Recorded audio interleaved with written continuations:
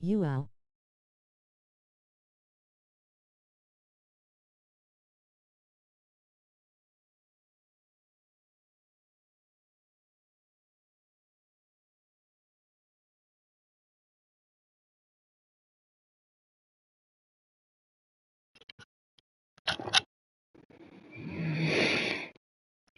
Hey Jacob,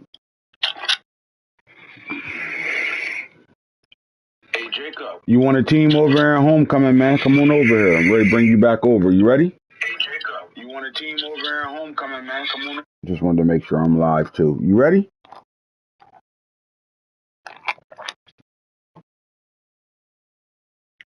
Are you ready?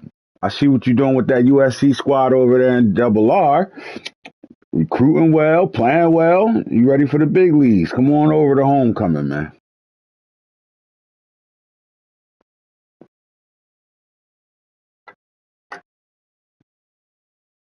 Come on over to homecoming. Come on over to homecoming.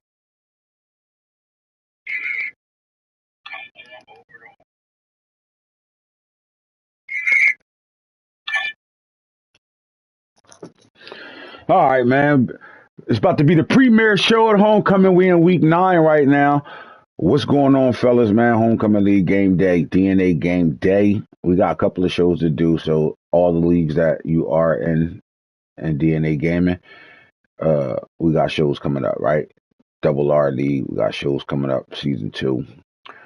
Real draft, we got shows coming up, especially the draft class. We gotta revisit the draft class and see what's coming out of our Double R College League going into our Real Draft Madden League. Things of that such to find out. But right now, man, we are in season 3. It's 2026 Homecoming League.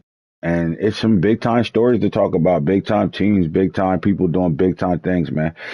We got a lot of stuff to get into today, right? We're gonna talk about the dominance of recruiting. We're gonna talk about where people are right now, gameplay, schemes, teams, all types of Appreciated. stuff. I'll let you know cause I'm already busy. Plus in double RN and DNA I got Cal undefeated 2-2 over there.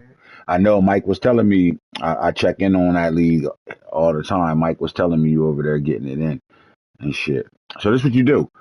You stay in the DNA game and stuff, right? Whatever my league is. So all them other college leagues you in, drop those and come on over to homecoming. Just make some space for that and come on over to homecoming. That's simple. It's just that simple. Just drop them other leagues and you're gonna play in all 3 of the DNA leagues. DNA Gaming League, Double R League, and now Homecoming League. Come on over. And while y'all in here, man, if you coming in, man, type your team's name in the comment section so we know you watching and we can talk about you and talk to you. Also hit that like button, man. Show a little bit of love, man. I know we don't, it don't take much to hit the like button while you clicking on to watch the video. That's simple, right? Show some love. That's all I'm asking. With that being said, man, let's get into it, right? First of all, let's recap what's been going on in homecoming over the last 2 seasons, knowing that this is season 3. Our Alabama champion, our first season champion, I still go back to that game as being a light and shine of the league. Alabama Penn State was one of the best championship games that I actually set my eyes on and watch when it comes down to the league, right? It was unbelievable to watch that championship game. Both teams played a really good game. You saw schemes. You saw college football at its best, honestly. And that's what I like about the college football game, man. Like you really get to see, you know, what you see on Saturdays, right? Or those of us that's been in big time football programs or been D1 or even D3, you've been to college and you played ball at some point in your career. You know what the atmosphere is like, right? The traveling, especially when you go on the road, right? Getting ready for the game, or when you're home and you got to go to the hotel and separate yourself from the school activities to get locked in for college football. I think this game is the best game they made. I promise you. In my opinion, I think college football is unbelievable, and I love the way they patched the game and listening to us, the consumers. Right, they're listening to us and they're doing certain things to allow this game to continue to grow and be better. I can only imagine what 2026 is going to look like. But we started off our 2024 year, man, where most of the players are NIL players. We're still there. Still got a lot of NIL players running around. And our first playoff, 12 team playoffs was off the hook. And we had a really good championship game. And we turned the page to 2025. And the story was who's going to win it again, right? And Alabama was in prime position to come right back and do it again. Penn State brought their whole roster back in 2025, and was able to, be able to get ourselves another shot to go back to the title game. Um, but things turned different, right? Alabama had a situation where they were not allowed to play the game, and I'll go over that so that shit don't happen to nobody else because we having it happen to SMU as well. Um, where they wasn't able to play a game. They had a duplicate player pop up on their team. They had a player either turn a duplicate or there's players that turn zero. When you at the position change stage, you're gonna have your freshmen and your transfer portal players will be they'll be visible to you, right? Because you have position change. What's happening is guys are trying to edit their players during that time, and what happens is that's not the time to do it. And when you do it, especially if you touch a incoming freshman or a transfer portal player, usually it won't allow you to even have the opportunity to do any editing to your player during position change, especially your freshman, right? It usually won't even give you the opportunity. But in some cases, it might open up, and you might want to change the guy's name or dress him or whatever the case may be, because that's a standstill period, right? Where we're waiting for guys to be able to go through their 24 hours of position changing. What's going to happen to you is two things are going to happen, especially the transfer portal guys. If you think you're going to be able to dress those guys during a position change stage, it is the wrong thing to do. Because what happens is it'll allow you to, and then the screen will just lock on you or shut down on you, or it might allow you to. And in two cases, the first case, if it allow you to, as soon as you start to edit, it's going to lock you out. It's going to lock you out, and then that player will turn into a zero overall player, and he'll go from, let's say he's a defensive end, he'll go from a defensive end to a quarterback, and he'll be a zero overall. And then that player will sit on your roster until you're able to cut him, right? And the problem with that is the moment that happens, your roster is going to register wrong, and you will not be able to play a user to user game. And in this year's case, SMU went from only being able to play the computer because he had two guys duplicate for trying to edit them, let's just say dress them, trying to change their uniform stuff, like putting different number on them, dress them up during their position changing stage. And what happens is they duplicate, or they go from whatever position you change or whatever position you're trying to edit, he'll go to a quarterback and he'll read all zeros. And that broken player, that glitched player, will not allow you to play a user to user game. And in some cases, it will not allow you to play either computer or user. So then you're just going to wash that season. And that's what happened to Alabama. His season was washed, so he couldn't defend his title from 2024 to 2025. He couldn't defend his title because he couldn't play a user game. So again, during the position changing stage, do not try to edit or dress a player or anything in that sense, because if that, especially a transfer portal guy or a regular freshman you just bring it in, because that player will delete, he'll turn it to zeros, all zero rating, or he'll duplicate, and you will not be able to play your games that season. All right, now, so that's what happened to Alabama. They wasn't able to defend their championship because of that situation. So what he ended up doing was redshirting as many players as he could, and the season washed for him. He was able to go to a bowl game and play the computer, but he couldn't play a user, so it kept him out of the championship to better defend his title. Now, with that being said, Penn State ended up having things going on. He wasn't active, so he wasn't able to defend the title. But during that 2024 season, we saw some things happening with some teams that we knew that would be in the mix, right? And in 2025, Clemson was one of those teams. You saw it. Clemson turned Dabo Swinney and them, and Coach Hoodie turned that Clemson program back into the program where they were always in the playoffs and playing for championships, where they were recruiting amongst the best in the world. You're seeing that take its course right now, right? Right. The clouds cleared up in Clemson, right? And they are back at it right now, where they're damn near all over the globe when it comes down to recruiting. And you saw them go on a run. And think about this, right? He was our 2025 champion, Coach Hoodie. One of the championships winners that I was proud that won it. Like I fuck with Hoodie. Um, been a really good user in my league for years. Uh, he just puts his head down and play, right? And he gets to it, and he's always in the mix. And you saw the dominant phases start to take its course, right? He took a blue blood program and turned it back into the top tier blue blood program.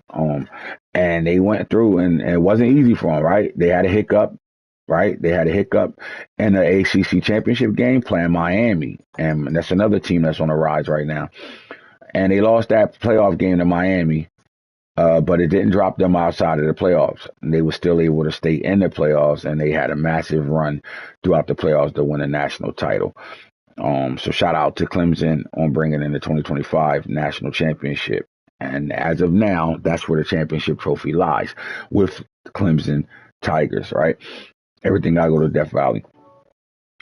All right. So now that we're in the 2026 season and we're at week 9 right now, and what we're going to go over is what's been going on up until week 9 right now. So let's start with our top 25 teams that are our top 25. And we're going to go from 25 all the way up to number 1. And I'll give you all a little bit of conversations on them. Now, if it's a computer team, we won't really spend too much time talking about them. If it's a user team, you will have my attention. So let's talk about some of the balls, the way they bounce, no diddy, right? You had some coaching changes. Guys moved to different programs, got better jobs. Guys downgraded, got worse jobs. And we'll talk about that. But our top 25 in 2026 starts with SMU sitting at number 25. All right, now you heard me talk about SMU a little earlier, but I do like what he did. I'll tell you this, one thing you're not going to better outdo SMU in is NIL. They are a cash cow out there in Texas, right? But I'll say this, he's in a situation where, he will not better really play his games this year, so a bowl game will keep him on track and have him all right for next year. But what they did do, they brought in quarterbacks, right? Because Preston Stone played really well for them in 2025, and he went on to the NFL. But they brought in 2 blue chip quarterbacks, right, in the same class, 2 of them. One from Alabama, who we talked about extensively on our recruiting show, where the number 1 player in last year's recruiting class that went to Florida, the quarterback, him and SMU's quarterback, they played against each other in high school, right? So let's go to this for a second.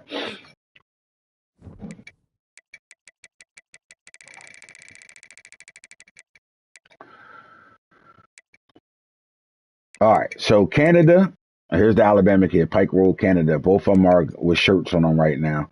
And it's smart, right? Tyree Connors and Canada. Now Connors was the higher overall, was the higher no, I mean Canada was the higher guy. Both of them were 4 stars. All right. David Canada played a lot of football, and he said he was going to SMU to play, but he had no problem being developed up under Coach Seahound, who's been a hell of a offensive coordinator, who went from high school offensive coordinator out there in Miami to Texas and taking over the offensive coordinator job for the SMU Ponies. So Canada is on a redshirt year right now. So when you look at their future, it's bright right now. They are running with sophomore Kevin Jennings, or senior Kevin Jennings, I'm sorry, and then Lester is the backup. But Connors and Canada, both guys are like heavily field generals, right? We're not looking at guys that are going to wow you with speed and all that. These guys are gunslingers, right? You got an improviser and a field general. So they're intelligent. They're going to develop under Coach Seahound for a season. And then next year, one of those guys will be taking over the starting job for the SMU Mustangs.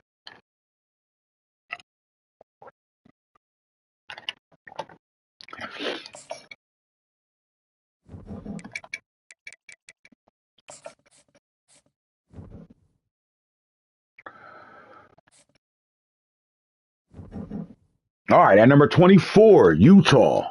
Man, Harold Burgers. Coach Harold Burgers has this Utah Utes team, right?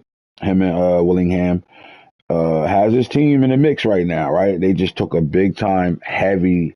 Listen, I'm gonna tell you like this: the Colorado Utah rivalry is definitely a rivalry. Over the last 2 years, this game has been a crazy football game. Last year in 2025, it was a very, very high scoring game, and Colorado had a 21-point lead in the third quarter, lost that 21-point lead, and then came back and ended up winning the game by two scores, right?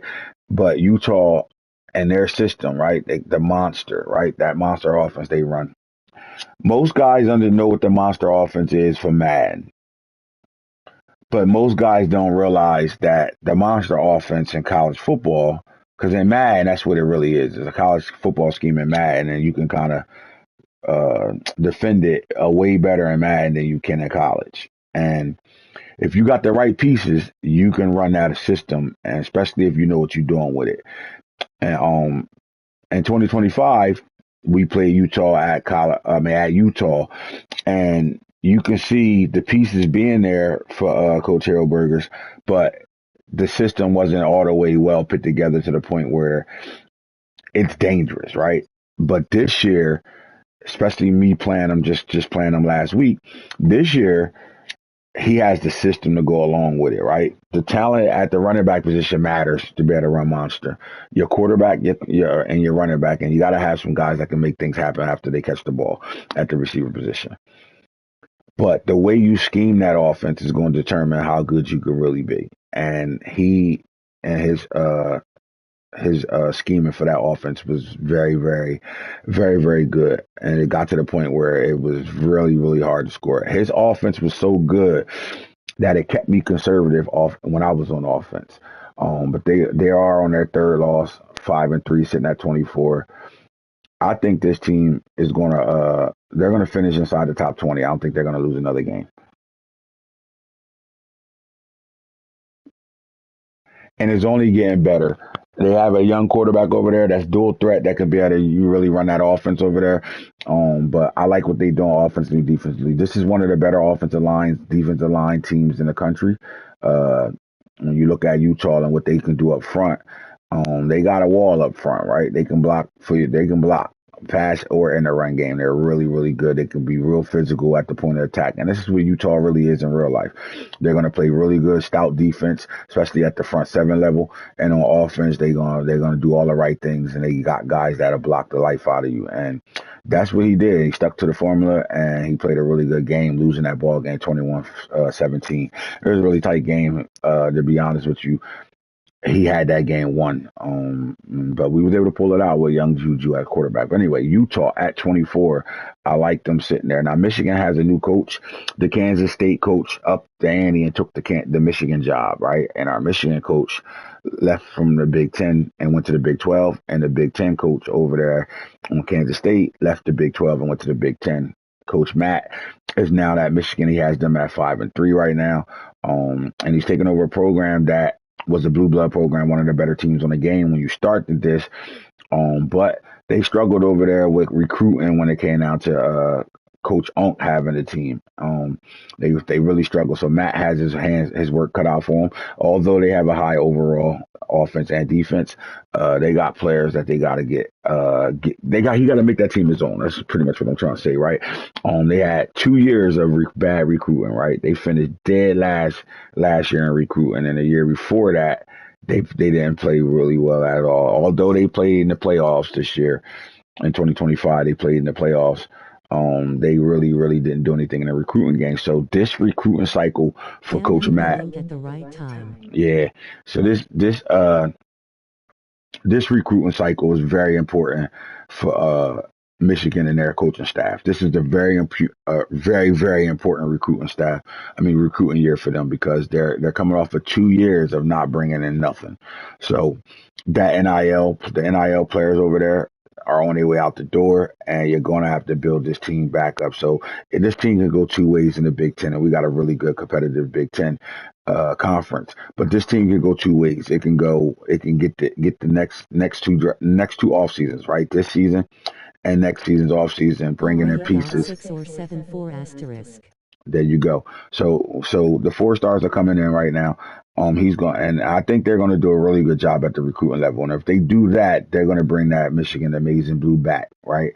Where it's 110 in the stands. They're going to bring it back right now. The Michigan program is excited. Their AD was on record on Twitter actually speaking about how they know they made the right hire. They feel like they needed a guy that was going to be able to appeal to the high school kids, and and that's what they're trying to do. They want to get this high school kids right. They not really worrying about the portal, although the portal is very important. They're not one of those teams that's going to be worrying about the portal. They want to develop. Michigan became great because of Jim Harbaugh and the development process that they went through. Right, they brought in some guys and they developed them, and then the development just continues to happen. They're trying to get back to that. Right, they're trying to get Coach Matt and his staff to be able to bring in these high school guys and develop them right through their course of their career of being at Michigan. They just want to see the development happen over there, and if they can do that, they're going to be a team that you're going to have to worry about, especially when you gel a bunch of kids, high school kids together, right? So if you're bringing in somewhere between 25 to 30 kids every cycle, and those guys are going through red shirt years and processing and developing, it turns your program into a machine. And I think that's what they're looking to do at Michigan. They're trying to get back to that. And after 2 years of hell, what they called it, after 2 years of hell, they feel like they finally got the guy that can appeal to the high school kids. So Michigan at 23, and they're not doing bad at all on the field this year, being at number 23 right now, at 5-3. Baylor is a CPU. No, Baylor is the team that this old Michigan coach has taken over, right? They're sitting at 6-1 right now.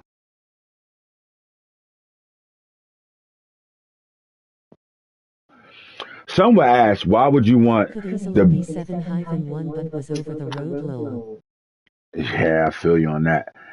Someone asked, why would Coach Onk rather go from Michigan to Baylor? Some say he was fired.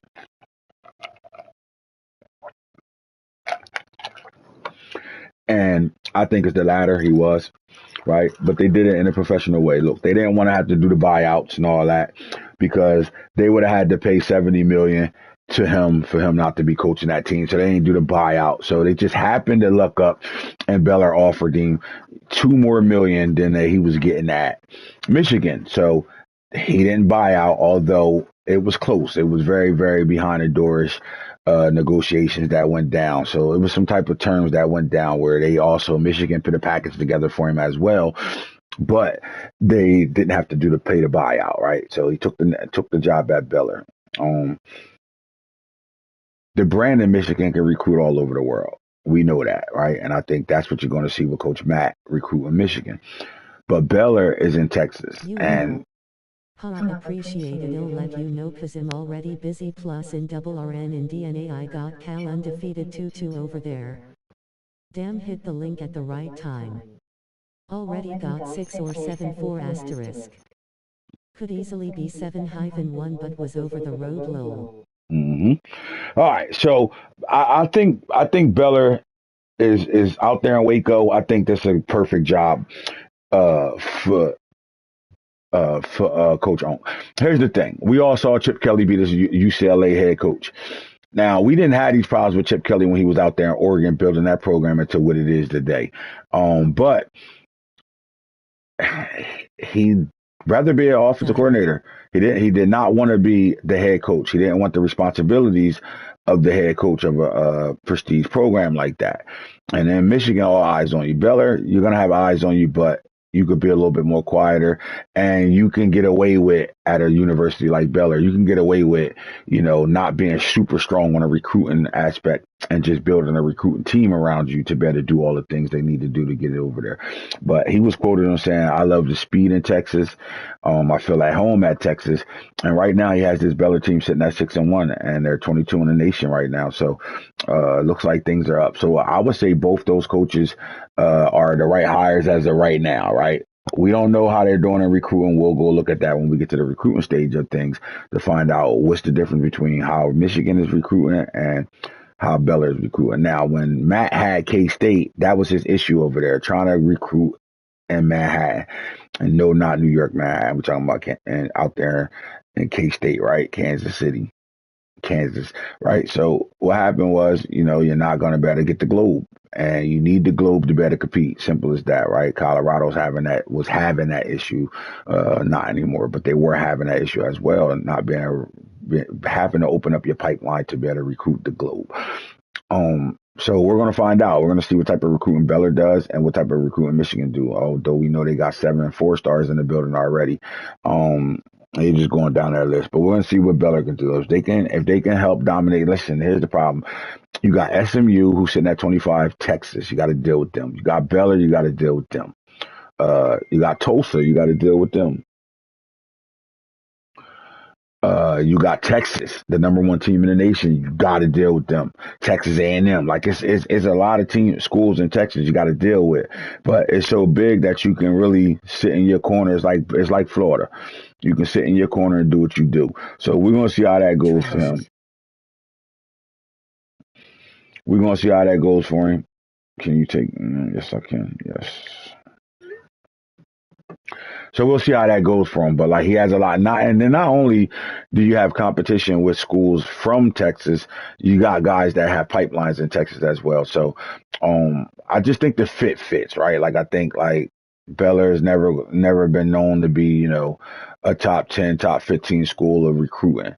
And Michigan, you want to be somewhere in that top 10 to 15 area. So I just think them flipping, we're gonna see how the course cuts itself and what happens in that situation. But right now on the field, both these teams are doing pretty good, and I think both programs are ecstatic with the hires they have right now. UTS is another Texas team that's in at 21. We won't talk about a user team. Oklahoma, who also has ties all throughout Texas to better recruit there. Tulsa as well as your 20 and 19. Liberty, we're looking at our group of 5 schools. Liberty sitting at 18. They played in the playoffs last year. UCF, Coach Boone, and UCF, I don't know how the fuck they did it, but they have a loaded ass roster. I think they got like the highest defense overall in the league, and they didn't do a good job in recruiting at all. But what they brought back developed, and the roster is developed, right? And they got a mixture between veterans and young guys that just has that overall high right now. So they sitting at 17 at 6-2, and Coach Boone, they finally got the quarterback. They had the quarterback from last year. They like him again. He transferred in from Miami, and they got a guy that can run that offense, that dual threat offense, right? You got Gus Malzahn and what he does in their run game, and you extend that with Boone. Like he has that Maryland eye going crazy over there, and it's starting to catch on. Guys are starting to plug and play that Maryland eye. It's almost like the flex bone at this point. Copycat league, you start seeing guys do things that other guys do. The thing is, you got Miami and Florida. Definitely Miami and Florida recruiting very heavy in the state of Florida, right? And then you also have everybody else trying to pluck that Florida talent. So UCF, we're going to have to see how they continue to move. But they're sitting at 17 right now with 2 losses on the season. And they're doing pretty solid for themselves. USF, the Ohio State coach Nano took over USF. He went down to the group of 5 level. This was a fire, and they paid his shit. They said, we'll buy him out. They don't give a fuck how much the buyout was. He had to go. Simple as that. That's not Ohio State standards, right? They're a top 5 team every year when it comes down, especially when it comes down to recruitment.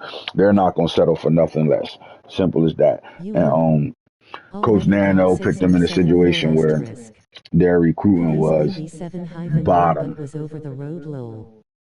Come on, stop repeating. Come on, man, stop repeating the same shit. Like, just stop repeating the same shit. They wrote that shit out about 20 minutes ago. Let's stop repeating that shit. But USF, he's in Florida. Group of 5, expectations change, right? The pressure ain't on him. I think that was a hire that wasn't the right hire from the start. And Ohio State has reaped the benefits from that. Simple as that, right? Sometimes you just get it wrong with the hire. But I do think it's a good fit for him to be at USF. I do think they can do some damage and still get in the playoffs. And some guys just need the curtains pulled over them. They don't need the spotlight. They don't need to shine. They just need to be beyond the scenes and get some shit together so they can become competitive in a way they can do it in a quiet. When you at Ohio State, the noise is loud because everybody wants your players. They're waiting to see who the hell wants to portal off your team, and they waiting to see what you're going to do. And then if you're a person like a Nano rules in this league where most of the guys you going up against can't stand you. They want to see your downfall for sure. So I think the best thing that happened to them was Ohio State understanding this is not our standard. This is not what we're about. This can't happen. And you're not going to waste the talent we got over here with a coach that's not capable of keeping this program at the blood level, right? So USF, they're sitting at 16 right now. Again, the competition is down a little bit, and their only loss was to Alabama week 1. But they look like they're going to win the group of 5 and be one of those teams sitting in the playoffs. UCLA just made a hire. Coach Ray comes over and takes over the UCLA program and got them boys at 9-0 right now. I like it, right? This was a smart move to come in and even take that team in the first place, right? Because you got to deal with USC. Simple as that. And right now, it looked like they're on a crash course to really running into each other right now, right? USC is the king of California. Not only are they the king of California, they're one of the better recruiting teams in the league right now. USC has a really good coach. Face He's with not going tears to of lose joy, more than. face with tears of joy, face with tears of joy, face with tears of joy. He's not going to lose too many ball games, right? And he understands what to do with roster management, and they know how to cater to the youth. And you know, right now they own California right now, and then UCLA comes in the mix and says, "Not so fast, my friend." When you got both of the California teams, even Cal, if Cal is in the mix a little bit, Stanford in the mix a little bit, when those teams are all in the mix in California, it becomes very, very, very interesting in recruiting right now, right? I do think USC still owns California. I think UCLA is on the come up right now. And everybody likes a come up story, right? So these kids are paying attention and they're watching what UCLA doing, and they're, you know, giving themselves a second choice now. Do we want to go to USC or UCLA? And sometimes it comes down to what uniforms are hotter, right? Like things like that matter. But they're on a collision that's going to really set the next 3 seasons up when it comes down to California. So let's pay attention to that. They're sitting at 15 right now. They have a running back sitting in the Heisman race. And they're winning ball games right now. That's all that matters. UCLA is back. Chip Kelly left them out to dry. And Coach Ray comes in, takes this coaching job, and turns this program upside down and says, shake all the bullshit out, and let's get to the get to. How about Notre Dame sitting at 14, 6-1? Coach Mike, Irish Mike Tillman. Listen, this is a guy that has the school he likes. Simple as that. This is a guy that can recruit anywhere on the globe. Simple as that. And now he's winning ball games in one of the better conferences we have, which is the ACC. And for them to be at 14, 6-1, that matters right now. So I like them. They add pieces to what they already got. And they continue to build this roster the right way. And they're winning ball games right now. So sitting at 14, Notre Dame. Let's see how long they can last with not losing ball games. Because if this team doesn't, you know, maybe can afford to lose one more game. But if they don't lose another game, this team is no way in hell they will leave them out of the playoffs. So that's the picture you're looking for right now. How about Tennessee? You lose Nico Amaliva. He hits the draft top 5 pick. And you got to replace your quarterback. And they're looking for a guy that can do a little bit more dual threat than what Nico did. Nico was a strong arm, really precise, accurate quarterback that had enough speed to better, you know, run the system that Tennessee wants to run on that veer and shoot. And they have their new quarterback. That guy's a stud. We know he's going to work because we're seeing it firsthand right now what he's doing for this Tennessee team. Now they did have an Alabama matchup and they got the doors blown off of them in the Alabama game. And that was a statement game for Alabama because he started the season off with a loss to Texas, and he wanted to say, I'm still here. I'll pay attention. This shit ain't going to be as easy as y'all think it is. We coming to get that title back. Simple as that. But Tennessee is another program that's been really, really, really strong. And I think it's been strong at all the levels, right? If Tennessee is winning ball games like they have been over the last 3 seasons, 2.5 seasons, then you know they're going to win in recruiting as well. And they're going to bring in a lot of talent and continue to develop and shuffle this roster around to be able to be competitive. Like, this is a team, I know they're sitting at 13 now because they just took a big time loss. But pay attention. This team is the team that you don't want to see and be scared of. Not now. What I mean by that is they're going to be a playoff team, right? This team is not going to be miss the playoffs, and if they're in the playoffs, then they got a shot to be able to win it. I mean, they lost the championship game last year,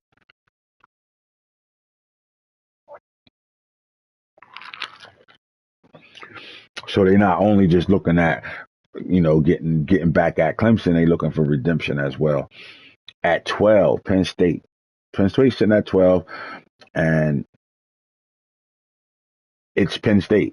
Simple as that, right? The whiteout game. You're looking at a team that can really do some things. Now, this team roster is reconstructed for sure, um, because they lost all those seniors that came back because they wanted to win a title. They came back, and now they're all gone. So it's new running back, new quarterback. It's new everything for the most part of every position, but they still sitting at 6-1 right now. Um, Now, how far they go, I'm not sure. I don't know if they have the firepower to be that team to be able to win the Big Ten championship this year, or even go to the Big Ten championship this year. But if he's locked in and Coach Craig is over there with that triangle offense doing what he usually do, then you got to keep Tennessee in the mix. At number 11, Clemson goes from 1-2 all season long to falling to 11 in a big ass game to Syracuse. Doesn't scare me, doesn't bother me at all that Clemson is at 11 right now. They'll finish somewhere in the top five and be right back in the playoffs defending their title. This is a strong football team. Like, they are going crazy in the recruiting over the last 2 seasons. They are. I mean, everybody's verbally committing to them. When it comes down to skill position, they get them. They get it all. They get them. They are loaded at receiver. They're loaded at DB. They're loaded all over the place. But what they're good at right now is they lose Peter Woods to the draft, but they still got T.J. Parker there. They got some strong D linemen there, and some of these 5 stars that they brought in are going to keep this program being able to play football with the best of them. When I mean like that, I mean the front lines, right? Offensive, defensive line, and the skill positions are going to still be good enough as the years go for them to continue to give you fits. Right now, they're ranked number 1 in the country when it comes down to recruiting, and they were in the top 3 record-wise until they just took the loss to Syracuse, which was a hell of a game. I mean, one of the biggest games that I've watched. Like, I was locked into that game from the start to the finish, and there's different type of swings. It was the college atmosphere, right?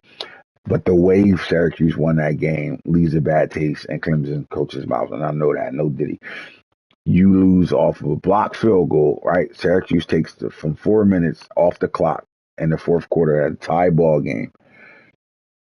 They go to kick the field goal. Clemson blocks the field goal. The ball bounces in the tight end's hand at the end of the line of scrimmage, and he runs it in for a touchdown.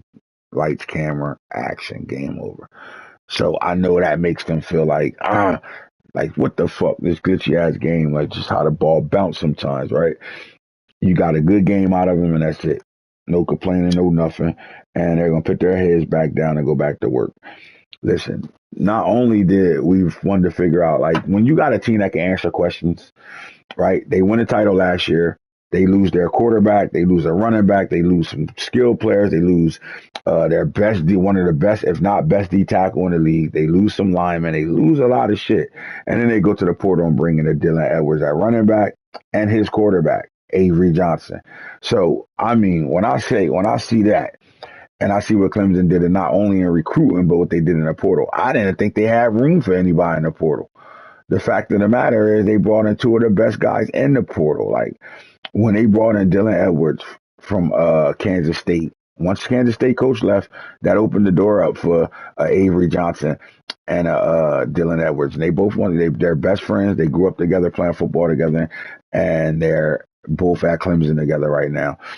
And you ask me, it put them in the driver's seat again because they have a quarterback that that has some games under his belt, been a starter since his freshman year, and it brings stability to what they want to do offensively. Simple as that. And Dylan Edwards brings in that speed, elusiveness, and that guy that can do a lot of things out of the backfield as a receiver and a runner. So that put them right back in the mix, right? Like, not only did they have the number 1 recruiting class, they brought in 2 of the top transfers in the portal. And because of that, this team is going to still have something to say. As of right now, though, if Miami, North Carolina State, or Syracuse don't lose a ball game, Clemson will not be playing in the ACC championship because of that loss to Syracuse. I'm not saying Miami, Syracuse, or NC State can't. Miami or NC State can't lose a game. Syracuse can't lose another game, especially in conference.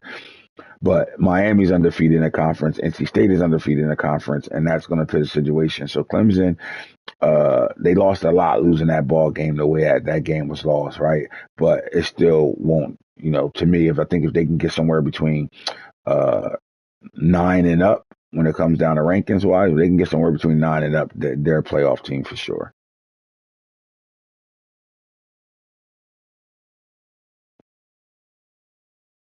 All right, as we get to the top 10, Alabama's back playing football again. Duck. Trash. Face with tears of joy, face with tears of joy, face with tears of joy, face with tears of joy. Gotta tune in for those games, them my boys. All right. As we get to the top 10 and the top 25, coaches poll top 25.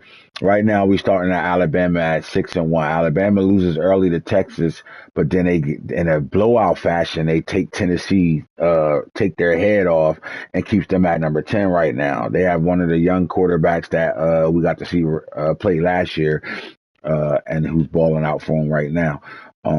This Alabama team still loaded. They still got weapons everywhere, but a whole season off, they just got to get back in the mix of things right now. You see Alabama at 10 and then Florida at 9. So you're looking at two SEC teams sitting in the top 10 right now. You're going to see more than just two, but right now you're going to see these two teams in the mix right now, both of them with one loss. But Alabama, everything's still in front of them right now, right? The only undefeated team in the SEC is Texas right now. So everything's in front of them right now. Who's going to get to that SEC championship? That's going to be important going forward, right? Like, who's going to meet Texas in the SEC championship unless Texas have a slip up, which I don't see happening at all. I think they found their groove. They've been another team that's been going crazy with team development and recruiting. So they're in the mix right now. So Coach Jimbo and all that will get to them as the number one team in the country right now. But which one of these SEC teams, one loss SEC teams, is on their way to the SEC championship, right? The race to meet Texas is what this is in the SEC. I do see Alabama right now as the favorite. Florida, although Florida got to play Georgia and I think Alabama itself. If Florida can win the Alabama game, we might be looking at Florida in the SEC championship game. But right now, Alabama's comfortable sitting at 10 right now with a really good roster that can literally line up and compete with anybody. Florida, the Gators right now, right? DJ Lagway in his third season as quarterback right now, and the reason why they 6-1 is because of DJ Lagway. But this team, to me, man, they got weapons and listen, they don't even come out the state of Florida. Just listen to me. The talent that he's assembling, because this team, quiet as hell, has been a top 5 recruiting class every year since the league started. They got talent, man, and they brought in the number one quarterback and number one player in the class last year, and they just brought in the number one receiver in this year's class, verbally committed to him. So they are loaded. Their running back room, right? They got two dogs in their backfield. They got speed. They got a guy that transitions from speed to power. So they got a really good system going on over there, and they do a lot of things on a multiple front, the way they do things defensively.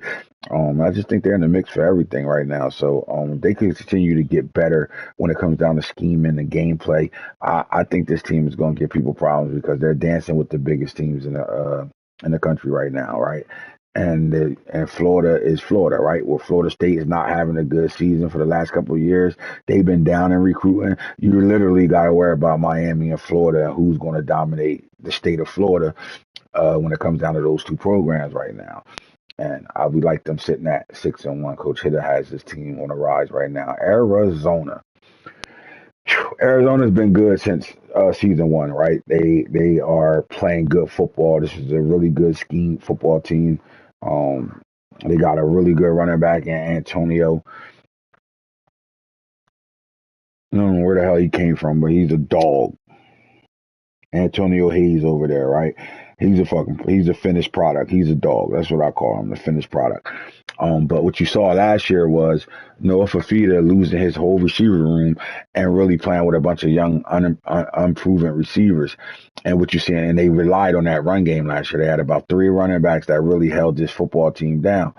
And you saw one of the better quarterbacks in the country not look like one of the better quarterbacks in the country. But what you're seeing now is a quarterback that's getting a lot more comfortable with his receiving room. So the running back numbers went down as far as rushing yards. Touchdowns are still up there, but the running back yards went down because they have no problem putting the ball in the air again. And I think that's what makes them good. They brought in the number one middle linebacker in the country last year, and he's leading the Big 12 in interceptions right now. And I think they found their piece to replace Justin Flo right now. So it's just what they're going to do up front. Like, how strong are they on the offensive defensive line is going to determine how far this team can go. It's about to be a head-on collision course with Colorado and Arizona in the Big 12, right? And you got some teams like you saw, Baylor, uh, I would say Texas Tech, Baylor, Kansas. You got teams that's on UCF, teams that if any of those teams slip up at any moment, Utah as well, are they going to be playing in that Big 12 championship? But right now, is a head-on collision between Arizona and Colorado, a meeting in that Big 12 championship game. Should be exciting. Syracuse coming off one of the biggest wins in their program since the league started, right? Being able to take care of Clemson was big time, right? A shootout game, but Clemson, you saw the dominance when it came down to the Jimmy and Joes.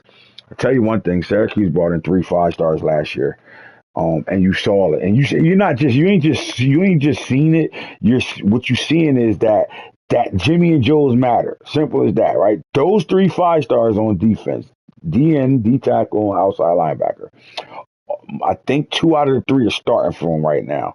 But what you saw when he needed it, you saw a 5 star as a true freshman show up and give Clemson hell. Simple as that, right? And then they got a Heisman candidate at receiver, and we call him PHI, right? Philly, where I am from. This kid is a dynamic, deep threat presence, right? He Data. runs by your Trash. defense. You Face walk with up and tears press of him. joy, face with tears of joy, face with tears of joy, face with tears of joy. I don't know why that shit keep Gotta popping tune up. in for those games. Them my boys. Listen, if you walk up and press him, he gonna walk by you, right? Speed kills. You watch that man score 4 touchdowns in a game against Clemson, and they will all walk by you bombs. When you got that speed, and there's guys all throughout the country that developed into 99 speed guys, but when you know what to do with that 99 speed, right? When you know how to get them behind you, I ain't talking about jet sweeps you to death and things like that. I'm talking about throw that bitch up and go get it. We like their quarterback. And Kingsbury, we think he's top notch, and we like what they got in their backfield and Maryland, and we also like what they got at receiver. They matched another receiver out of last year's recruiting cycle that they brought in to go along with Z Hayes. I think Z, as he continue to play the way he is, his Heisman uh, his Heisman can Heisman run will turn up a little bit more, right? He all eyes on you. You need the big game to get you into the conversation, right? Because the numbers he's putting up is outrageous, but you need that big game to get the eyes on you. Where it's like, do they have any more games left that can put the eyes on that program to see him be able to become a front runner for the Heisman? We'll talk about that in a second, but. Syracuse sitting there at number 7. They had a really good, solid recruiting class last year, and I think you're starting to see it a little bit, right? Their problem is the Jimmys and Joes. Syracuse sitting upstate New York right now. They're not in a recruiting mecca, but if the program is winning, they become one of them teams that can get guys from anywhere. So pay attention to Syracuse right now. They've been in the playoffs for the last 2 seasons as well. So this team knows how to win ball games. This coach is doing a good job. Coach Fran Brown and Coach Falk are doing a really good job keeping this team relevant right now and putting and shining the light on this football team. And then Colorado sitting at number 6 right now. Listen, Colorado had a hell of a year last year. They finished the regular season undefeated and got dog walked in the championship game by Kansas. Dog walked. I mean, it was 42-0 before halftime. They got 42-7 or something like that before halftime. They got dog walked. And in all actuality, they should have still been in the playoffs last year. And they put Temple and Liberty in front of them, and Michigan and Nebraska, those teams in front of them, teams that had 3 losses in front of them because of that loss. So they're on a mission right now, right? With the one thing you could say is their quarterback is back. Juju Lewis was a true freshman last year. He led the league in passing yards and touchdowns last year. He's back at it. And he's a year in with that entire offensive line and a year in with that wide receiver and running back room. So the weapons are there, right? You just got to continue to grow when it comes down to Colorado and what they can do. But offensively, we think they can line up and play with the best of them. However, they got to show us that they can play a down and dirty game against Utah, where the defense and offensive line were better. They were just causing problems. Scheme wise, they caused Colorado big time problems, and Colorado was able to line up. And where Juju was taken away in a sense, they were able to rely on that run game to be able to pull that win out. So we're seeing them go through some phases right now, which is needed, right? You got to be able to win the close games because you start off losing the close games. Then you start winning the close games. That's when you know your program is turning right now. So they're showing a little bit of all that right now.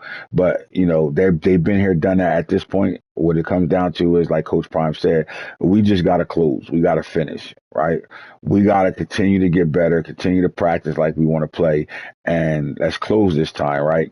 It's been 2 seasons that Coach Prime and Coach Israel has had this football team, and they're bowl winners, but they haven't made the playoffs once yet. So that we're keeping an eye on that right now, right? You can say you can have success with winning and having a better record than a losing record, right? You go from losing 3 games in year 1 with Shador and them and beating Nebraska, beating the brakes off of Nebraska in the bowl game, to only losing 1 game, the championship game, the Big 12 championship game last year with 1 loss, with Juju Lewis only having 1 loss on his belt, and then had to play in a bowl game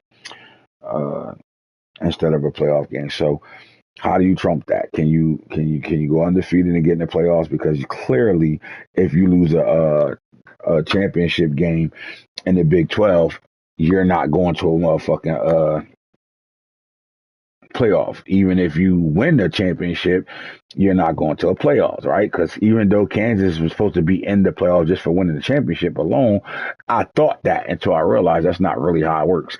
But anyway, being a group of 4 school, a power 4 school, you would think the Big 12 champion gets in no matter what, right?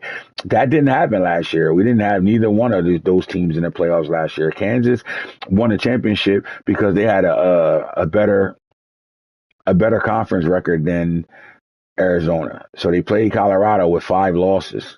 Kansas had 5 losses last year and won the title. Won the Big 12 championship with 5 losses, but it didn't get them in the playoffs, and it knocked 1 loss, 12 and 1 loss Colorado out of the playoffs. Colorado's doing really well in recruiting. They finished 13 last year. Prime is doing it, right? They were transfer portal heavy in year 1. And then year 2, they went to the high school and started doing some high school things right now. So they really like what they're doing. They brought in 2 5-stars this year for the first time in Coach AI's history of being a recruiting coordinator right now, right? So they brought in 2 5-star tackles right now. They're doing really well in the recruiting. Their prestige has went up. So this team is on a up and up right now. But it's still a funky feeling, right? They haven't won the Big 12 yet. They haven't made the playoffs yet, but yet they've been one of the more dominant teams on a low end the Big 12. Just haven't won the big game yet. We saw Coach Prime do that at Jackson State when he won the SWAC every year, but did not win the big game, the bowl game, right? He did not win the Celebration Bowl at all before he took the Colorado job. So as well as he's doing, the critics is out there right now. What are you really doing, right? When you going to take that next step? That's what it comes down to. Simple as that. At number 5, we're looking at USC. And this team, I love this USC team, right?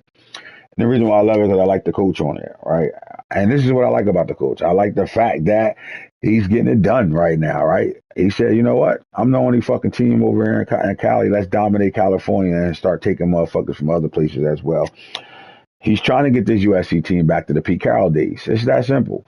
He's trying to get them back to the Reggie Bush in them days, the Matt Leinart in them days, right? He's trying to get them back to that where they're recruiting with the best of them. Everybody wants to go there. There's a party on the sideline like Colorado be having. And where the product on the field is doing what it does right now. Like this team is top 3 in recruiting over the last 2 seasons. If they finish where they at finishing right now, and they finish top 5 2 years in a row, that matters, right? And then not only that, they brought in the number 1 quarterback in this year's class. That matters, right? Because their quarterback is a sophomore as well. You're looking at some of these quarterbacks through these teams. There's a lot of young guys there that hasn't really had experience in the program, brand new. USC has one right now, and they bringing in the number one quarterback in the country for the 2026 class. So they're right where they want to be, right? It was like, what's going to happen without Zachariah Branch? And the weapons is not falling off at all in USC. Listen, I mean, I've been in a lot of recruiting battles with them and losing a lot of good time players to them. So they're doing what they're supposed to do right now, and the record is showing that. The question is, what's going to happen in that Big Ten when you got teams like Oregon still sitting there, Penn State still sitting there, right? What's going to happen in the Big Ten? Michigan is, couple 3 games out of the situation, but they're in the top 25. What's going to happen when you get to those matchups?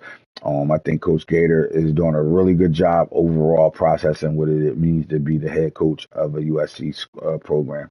Simple as that.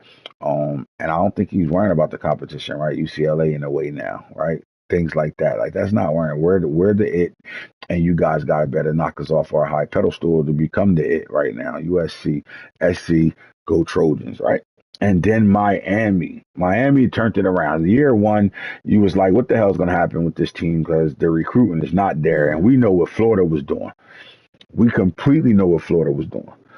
Florida was staying in the state of Florida and dominating Florida. And we looking at Miami like, shit, and every dummy league I done played in or made myself, Miami will fucking give you hell in the recruiting scene.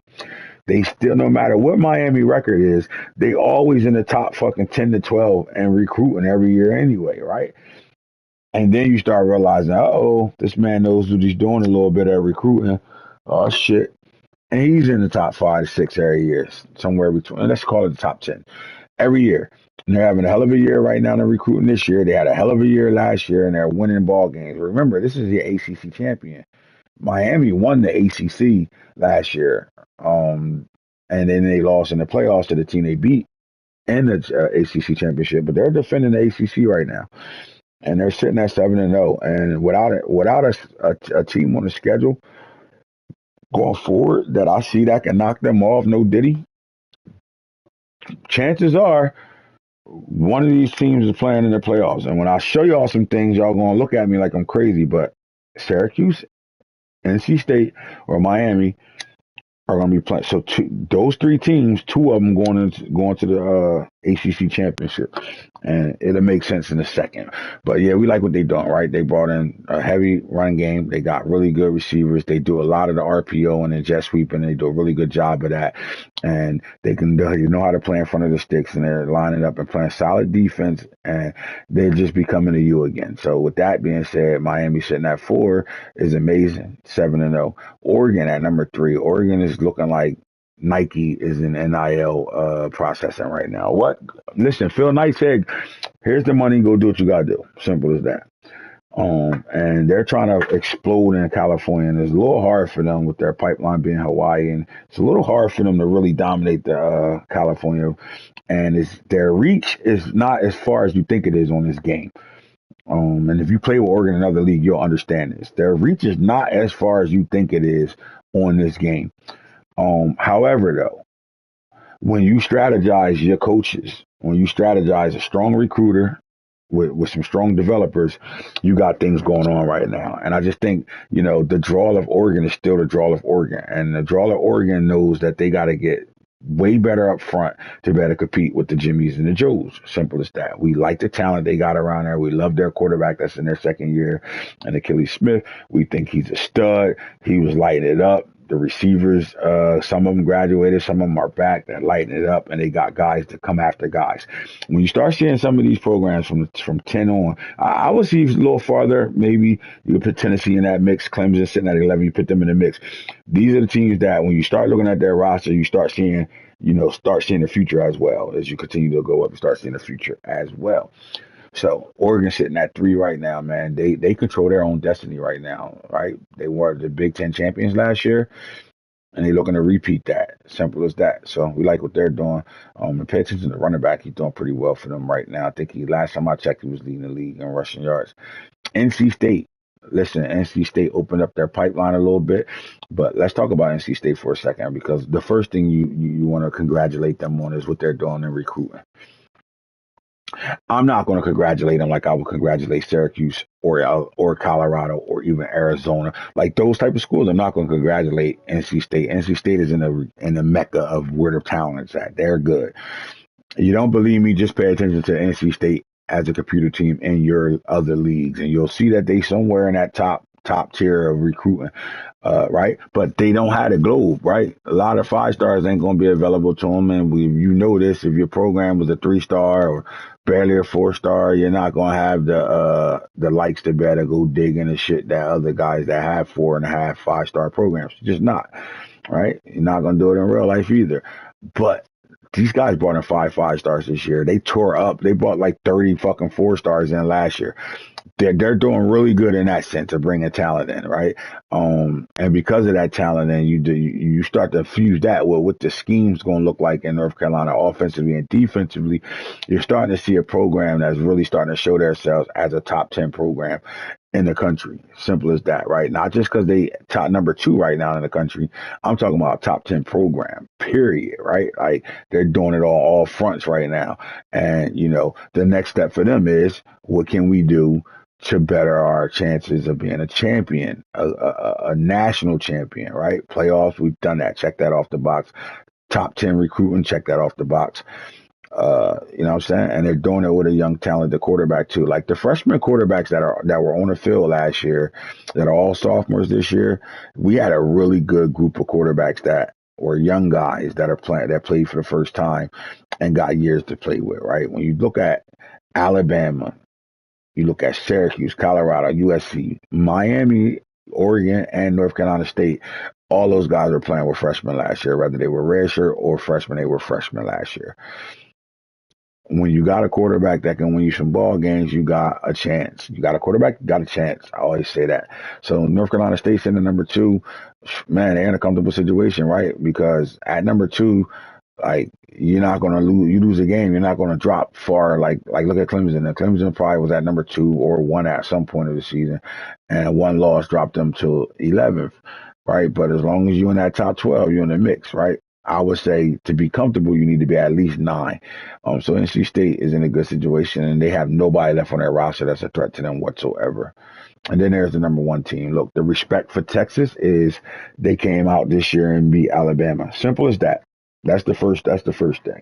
All right. Because that's the setup for their season this year. Everything else already lined up and matched up. And you got one of, if not the best quarterback on your football team at Arch Manning.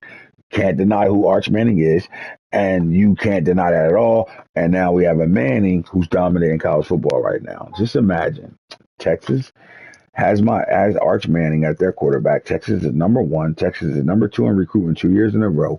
Arch Manning is sitting in the building. The Manning family has some type of conversations or say when it comes down to this Texas program. Coach Jimbo might be one of the most intelligent coaches out there right now because all eyes are on them, right? Colorado and Coach Prime brings in that type of those type of eyes on the program, but a Manning can do the same thing. And I think right, with him behind him and has that team undefeated right now, the conversation goes there first, Texas, and we know how those people in Texas feel about their programs. Simple as that. So they go your top 25 with Texas being number 1. And the situation right now, too, if you look at some of the things they brought in when it comes down to recruiting this year, man, these guys found a 6'6" receiver, 5-star with blazing speed. And watch when we talk about him and see the highlights on that end right there. All right, I want to look at conference play real fast and just go through the conference and just give out a quick break line as if conference was just play was to start right now. So look how this is lined up. Syracuse at 4-0. Syracuse at 4-0 right now leads the conference. And you were asked, well, how is that? They got 1 loss. Miami and North Carolina State doesn't have a loss. Nope. But guess what?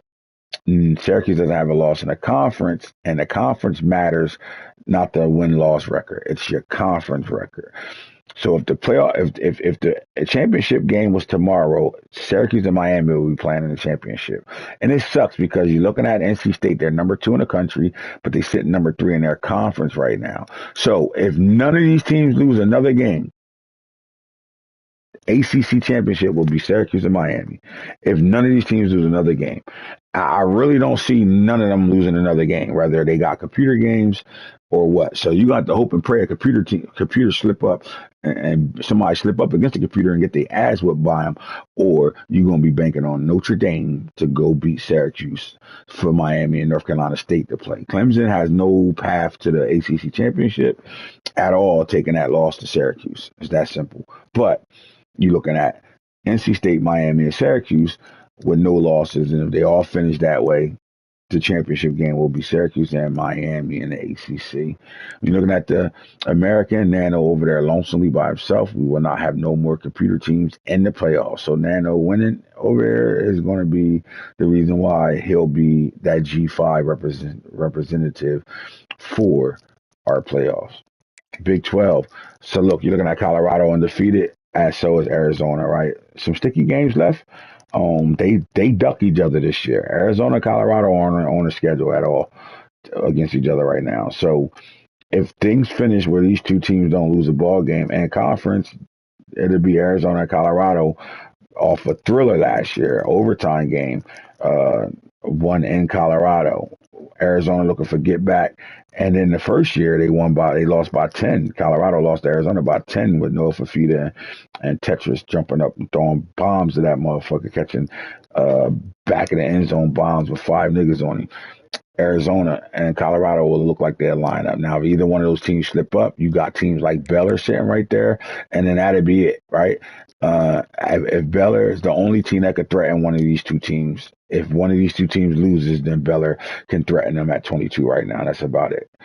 And the Big Ten, you're looking at UCLA and USC are championship teams to be playing in the championship if the season finished like that, right? We know it's not, because we know, I don't care if it's a conference game anymore. I think UCLA and USC is a rival game. Let's go check that out real fast.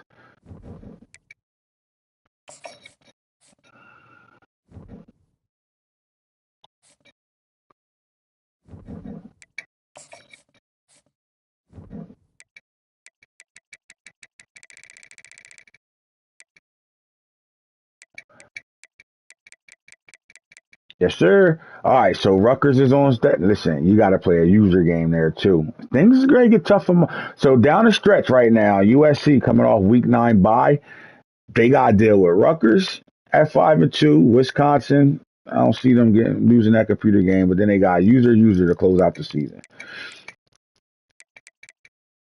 My first trap game is this Rutgers game, and then we ready to line up and see who the fuck wants to win Cali next year. Not right now. We're not talking about 2026. We're talking about 2027. Who wants to win Cali in 2027? Because the winner of this game is going to have first dibs and jumping up in their recruiting game. Simple as that. And then little old Notre Dame, who's a rival to USC, to SC, is not trying to hear that shit at all. But the good thing is that game is where? Las Vegas. They got to go to the Rose Bowl, though, for this UCLA game. That's big. Now, you look at Oregon.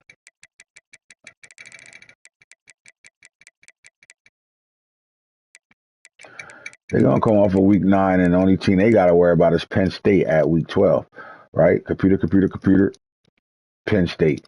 So Oregon went out, they're fine. Because what's going to happen is UCLA and USC is going to cancel each other out. Somebody's going to knock the other person out of the chance to go to the ACC championship games. Big time football coming up real soon, fellas. Like, that's big time conversation right there. Simple as that.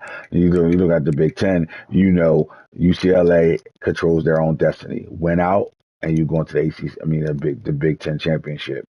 USC controls their destiny. Went out and, put it this way, beat USC, beat Notre Dame, beat Rutgers, and you're in the driver's seat.